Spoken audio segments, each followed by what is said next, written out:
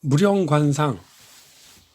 무령관상이란 사람의 외모를 동물에 비유하여 그 사람의 성격을 설명하는 것입니다.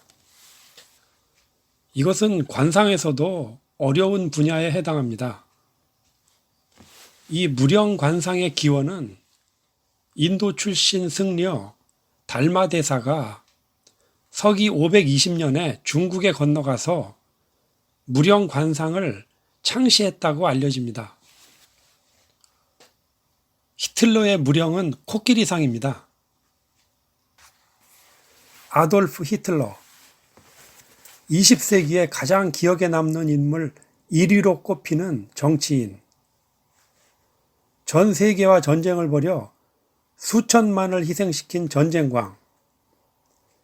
제3제국 총통이라는 절대 권력을 장악한 대중선동가. 이 코끼리상이라 전쟁 규모도 인류 역사상 최대 규모였습니다. 전성기엔 독일 국민에게 신처럼 떠받들어졌으나 전쟁이 끝날 때는 권총자살이라는 허망한 최후를 맞이했습니다. 수많은 전쟁 범죄 때문에 악의 화신이라는 대접을 받고 있습니다. 그런데 묘하게도 히틀러는 나폴레옹과 129년이라는 시간을 두고 비슷한 길을 걸었습니다. 이것을 나폴레옹과 히틀러의 평행이론이라 합니다. 구체적으로 예를 볼까요?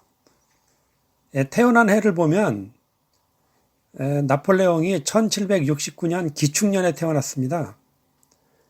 근데 우연히도 히틀러는 나폴레옹보다 120년 늦게 1889년 기축년에 태어났습니다. 둘 다 이 주변국 출신인데요. 나폴레옹은 이탈리아 코르시카 출신이고 히틀러는 오스트리아 브라우나우에서 태어났습니다. 최고 권력에 오른 시기를 보면 나폴레옹이 1804년 황제에 등극했고 히틀러는 그보다 129년 늦게 1933년 총통에 등극했습니다. 두 사람 다 최고 권력을 잡고 나서 8년이 지난 후에 러시아 침공이라는 큰 실책을 저지르게 됩니다.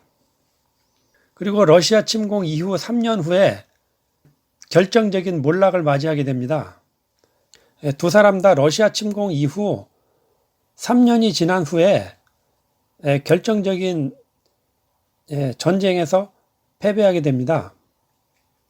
나폴레옹은 1815년 워털루 전투에서 패배했고 히틀러는 1944년 연합국이 노르망디 상륙작전을 감행한 후에 몰락이 확정됩니다. 그리고 인종청소 전력이 있는데요.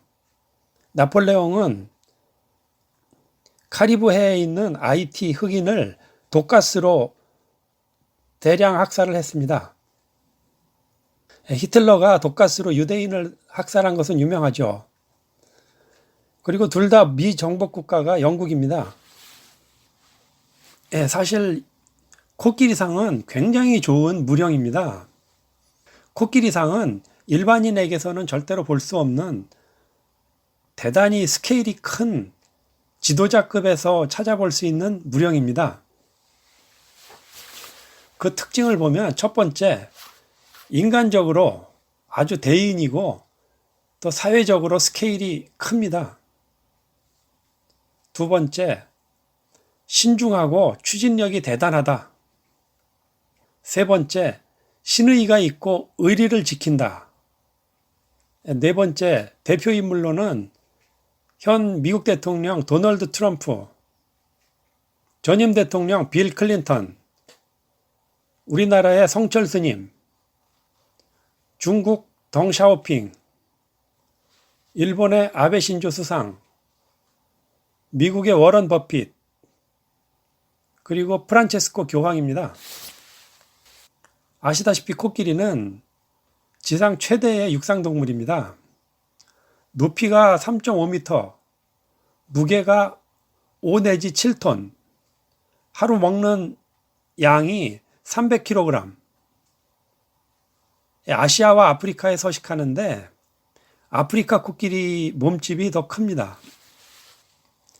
이 코끼리상은 체격에 걸맞게 활동 스케일이 커서 지도자가 되면 세계적인 영향력을 행사하게 됩니다.